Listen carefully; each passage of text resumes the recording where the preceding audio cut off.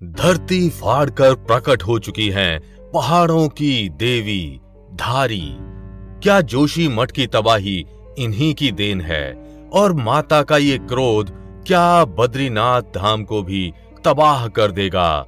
क्योंकि पिछली बार जब माता क्रोधित हुई थीं, तो केदारनाथ धाम में भयानक जल प्रलय आया था। साल 2013 की उस भयंकर तबाही में बड़ी भारी मात्रा में जान माल का नुकसान हुआ था। अब जोशीमठ की ये तबाही कुछ वैसा ही संकेत दे रही है।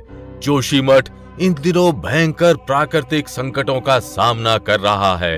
यहाँ के मकानों, दुकानों और सड़कों पर दरारें पड़ चुकी हैं। आए दिन घरों में रोज नई नई दरारें देखने को मिलती हैं और रोज की स्थिति पहले से बुरी होती चली जा रही है।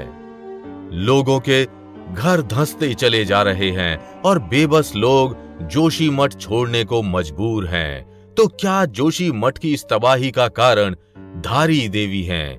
क्या वे बद्री धाम को भी तबाह कर देंगी? और क्या है धारी देवी के क्रोध का कारण? आज हम आपको बताएंगे, तो वीडियो को अंत तक जरूर देखिएगा। लेकिन वीडियो शुरू करने से पहले जय धारी देवी कमेंट करना बिल्कुल भी मत भूलिएगा। हो सकता है हमारी इस प्रार्थना से माता का क्रोध शांत हो जाए और वे इन स्थानों पर अपनी कृपा करें। माता धारी देवी को प्रकृति की देवी कहा जाता है। इन्हें देवभूमि की प्रकृति, तीर्थ स्थल और यात्रियों के रक्षक के रूप में भी देखा जाता है। माना जाता है माता सदियों से पहाड़ों की रक्षा करती चली आ रही हैं और जब भी पहाड़ों में कुछ गलत होता है तो तबाही के जरिए माता अपना विकराल रूप दिखाती हैं। 2013 में केदारनाथ में आया प्रलय माता के क्रोध का ही परिणाम था। माना जाता है उस समय माता के मंदिर से उनकी मूर्ति को हटाया गया था, इसलिए केदारनाथ में वो भारी तबाही आई थी। उत्तराखंड के श्रीनगर और रुद्रप्रयाग के बीच अलकनंदा नदी के तट पर स्थित है धारी देवी मंदिर। मंदिर में माता की मूर्ति का मात्र ऊपरी भाग स्थित है और मूर्ति का निचला हिस्सा काली मठ में मौजूद है, जहां माता को काली के रूप में पूजा जाता है।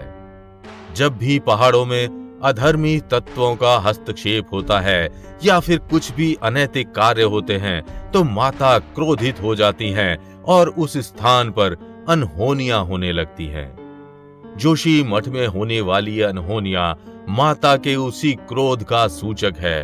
किंतु जानने वाली बात यह है कि आखिर जोशीमठ में ऐसा क्या हुआ जिससे माता इतनी क्रोधित हो गईं? आखिर इंसानों ने जोशीमठ में ऐसा क्या किया जिससे जोशीमठ का इतना बुरा हाल हो गया? जोशीमठ की तबाही कर्णप्रयाग और टिहरी से होते हुए उत्तर काशी तक पहुंच चुकी है। देवभूमि को हिला देने वाली इस तबाही का दोषी कोई और नहीं बल्कि स्वयं इंसान ही है। जोशीमठ के लोग इस आपदा की वजह सरकार की लापरवाही को भी मान रहे हैं। उत्तराखंड का जोशीमठ तब से धंस रहा है जब ये यूपी का हिस्सा हुआ करता था। वर्तमान में जोशीमठ के सैकड़ों मकान दरक चुके हैं। ऐसा माना जाता है कि भूस्खलन के मामले में ये क्षेत्र सबसे ज्यादा संवेदनशील है। हालांकि कुछ लोगों का ये मानना है कि जोशीमठ की पहाड़ी के नीचे सुरंग से निकाली जा रही एनटीपीसी की निर्माणाधीन विष्णुगाड जल विद्युत परियोजना इसकी जिम्मेदार है। इसके अलावा हेलांग विष्णुप्रयाग बाईपास की खुदाई को भी इस समस्या का कारण माना जा रहा है। हालांकि अध्ययन में ये सामने आया है कि ड्रेनेज सिस्टम न होने की वजह से ज्यादा समस्या हो रही है। इसके अलावा यहाँ पर्यटकों की लगातार बढ़ रही संख्या और अनियोजित विकास भी समस्या का मुख्य कारण है।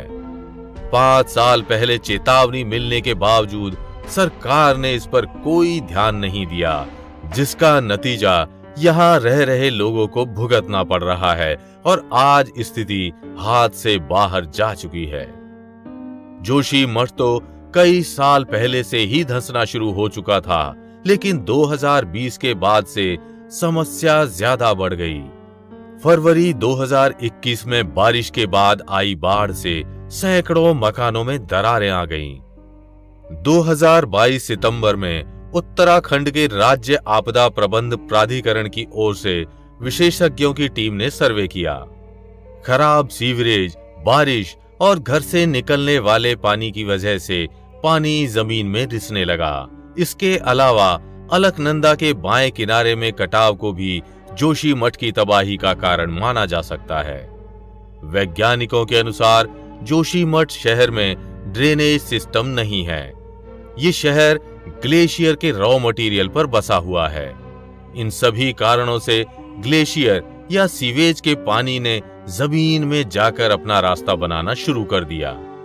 जमीन में भारी मात्रा में पानी की मौजूदगी किसी भी स्थान के लिए खतरनाक है और जोशीमठ के साथ भी ऐसा ही हुआ है। जमीन में पानी घुस जाने से धरती दरकने लगी और लोगों के घरों में दरारें दिखने लगीं। जोशीमठ विष्णुप्रयाग के दक्षिण में है, जो अलकनंदा और धौली गंगा का संगम स्थल माना जाता है। भारत चीन सीमा पर अग्रिम चौकियों की वजह से भी ये शहर अत्यंत महत्व रखता है। ऋषिकेश बद्रीनाथ राष्ट्रीय राजमार्ग पर स्थित इस शहर को गेटवे ऑफ हिमालय भी कहा जाता है। जोशीमठ की दरारों से आ रहा पानी सीधे जमीन से निकल रहा है। जोशीमठ के तहसीलदार रवि शाह ने एक न्यूज वेबसाइट से बात करते हुए इसकी पुष्टि की है। उन्होंने बताया कि मारवाड़ी में स्थित जेपी कॉलोनी में जगह जगह से पानी निकल रहा है। ये पानी सीधे जमीन से आ रहा है। सीवर लाइन या अन्य किसी पाइपलाइन का लीकेज नहीं है। हालांकि उत्तराखंड के आपदा प्रबंधन विभाग के सचिव रंजीत सिन्हा के मुताबिक टेक्निकल टीम ने भू धंसाव का कारण जोशीमठ में पानी की निकासी ना होना माना है। जमीन के नीचे की उथल पुथल का प्रभाव यही नहीं, अन्य महाद्वीपों में भी देखा जा रहा है। इन सभी बातों से ये सिद्ध हो जाता है कि प्रकृति से छेड़छाड़ ही जोशीमठ भूस्खलन का मुख्य कारण है। अगर इंसान प्रकृति से छेड़छाड़ करेगा या प्राकृतिक संसाधनों पर हद से ज्यादा दबाव डालेगा तो प्रकृति पलटवार तो करेगी ही। जोशीमठ, उत्तरकाशी, टिहरी और कर्णप्रयाग आदि अन्य देव स्थानों की ये तबाहियां मां प्रकृति के पलटवार का ही परिणाम है। आप इन तबाहियों का कारण किसे मानते हैं, हमें कमेंट करके जरूर बताइएगा। और अगर वीडियो अच्छी लगी हो तो इसे लाइक व शेयर कर चैनल को सब्सक्राइब करना बिल्कुल भी मत भूलिएगा।